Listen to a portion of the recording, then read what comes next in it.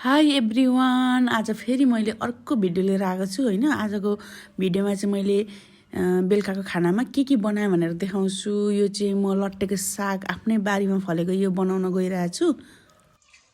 अनि साग पकाउँदाखेरि चाहिँ खासै केही पनि हाल्नु पर्दैन, हामीले सादा बनाउँछौँ। अनि यो चाहिँ मैले 12 मसला फुर्याएँ। अनि यहाँ सुकेको खोर्सानी पड्काउन एकदम मिठो स्वाद आउँछ नि त यसले।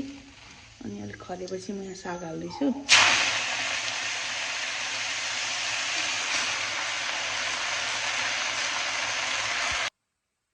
मैले चाहिँ यहाँ खानाको लागि पनि रेडी गरेँ, चामल भिजाइसकेँ। खाना बनाउँदाखेरि चाहिँ चामल एकछिन भिजाएर राख्यो भने चाहिँ राम्रो हुन्छ नि त। सो मैले यहाँ भिजाएर राखिदिइसकेको छु। यहाँ लट्टे पाक्दैछ। अहिले चाहिँ लट्टेको साग पनि पाकिसक्यो। लट्टेको साग चाहिँ लास्टै मिठो हुन्छ खानासँग। आजको स्पेसल भनेको चाहिँ मैले चाहिँ दालखुट्टी बनाउनु आँटेको। दालखुट्टी भनेको सुँगुरको खुट्टा प्लस कालो दाल हालेर जाडोमा चाहिँ एकदम सुपर हुन्छ। मैले चाहिँ यहाँ दाल र खुट्टी बनाउनलाई रेडी गरिसकेँ। यो कालो दाल, यो खुट्टा, अनि त्यसमा चाहिने भनेको यहाँनिर प्याज काटेर रेडी गरेको छु। अनि यो चाहिँ प्याजको पत्ता, अनि यो चाहिँ लसुनको पत्ता। म यहाँ रेडी गरेर बनाउँछु है त।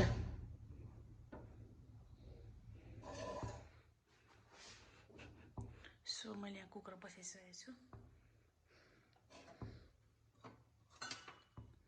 सबैभन्दा सुरुमा तेल हाल्ने।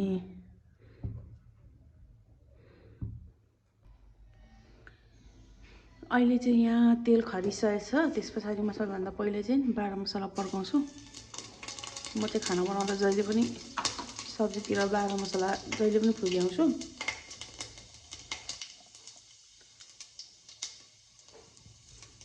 अनि त्यस पछाडि यो ब्राउन भएपछि प्याज हाल्ने।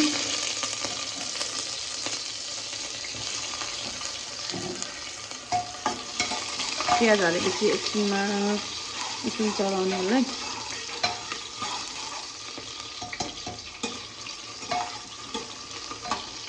यो एकदम ब्राउन हुनुपर्छ क्या।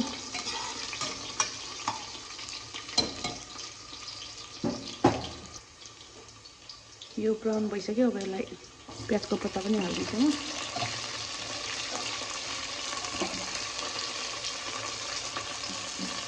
प्याजको पत्ता, लसुनको पत्ता हाल्ने। अनि यसलाई एकछिन चलाउने।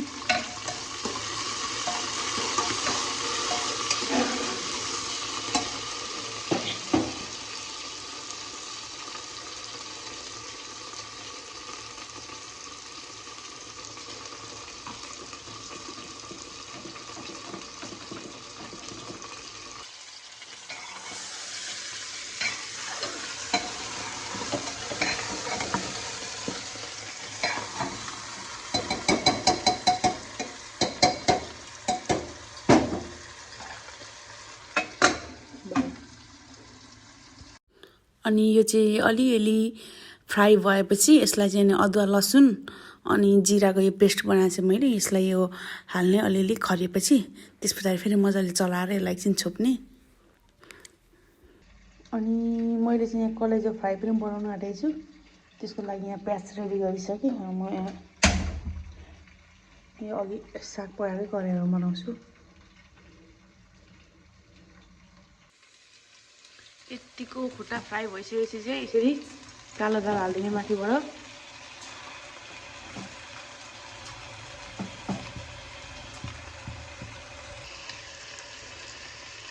अब चाहिँ यहाँनिर ठ्याक्कसँगले सिटी लाउने। यति पानी हालेर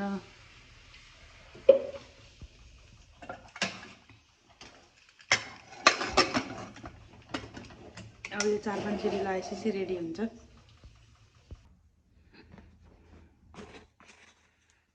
अहिले चाहिँ तेल खरिसकेको छ। अनि म चाहिँ जेमा पनि 12 मसला हाल्छु, मैले अघि भनिसकेँ होइन। त्यस पछाडि मसला फुलिआएपछि यो प्याज हाल्ने।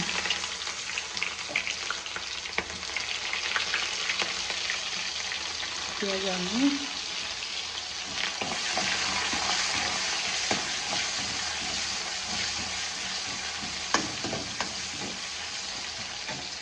अनि प्याजलाई रातो रातो भइसकेपछि बेसार हाल्छु म यसलाई चाहिँ चलाउने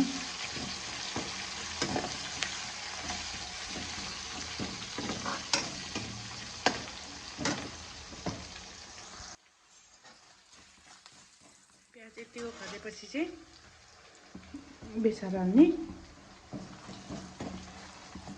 अनि त्यस पछाडि यो काटेर राखेको यो हालिदिने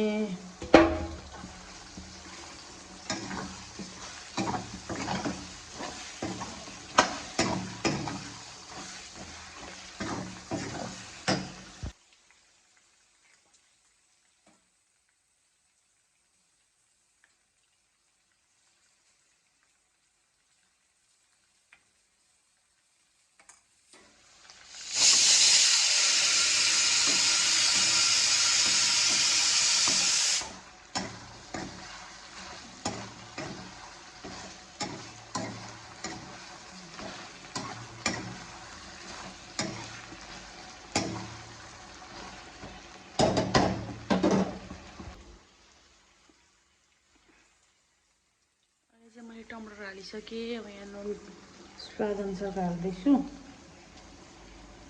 यता चाहिँ सिटी पनि लाग्दैछ है दालको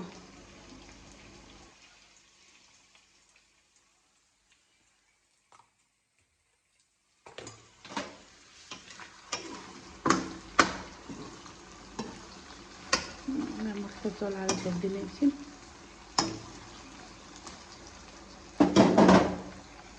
चलाएपछि चाहिँ यसलाई फेरि छोडिदिनु अहिले चाहिँ यो मासु कलेजो फ्राई चाहिँ रेडी भएको छ अर्को यहाँ लट्टेको साग अनि यहाँ सलाद भइगयो त्यस पछाडि आज चाहिँ मैले यहाँनिर धनिया र मुलाको अचार बनाएको छु अहिलेसम्म चाहिँ यति रेडी भयो अब बाँकी रहेको छ दाल खुट्टी प्लस खाना है त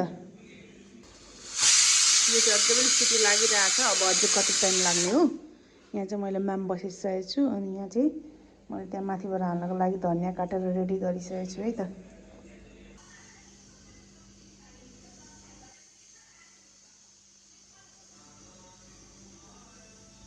ल गाइज फाइनली हाम्रो खाना चाहिँ रेडी भइसक्यो हैन आजको खानामा भनेको मुलाको अचार धनिया टमाटर हालेर बनाएको त्यस पछाडि सलाद भइगयो लट्टेको साग अनि यहाँ भुटन छ अलिकति कलेजोको अनि त्यस पछाडि यहाँ माम भइगयो यो आजको स्पेसल भनेको चाहिँ हाम्रो जाडोमा दाल खुट्टी सबलाई मनपर्छ हाम्रो घरमा चाहिँ यो चाहिँ बेस्ट हो सबैको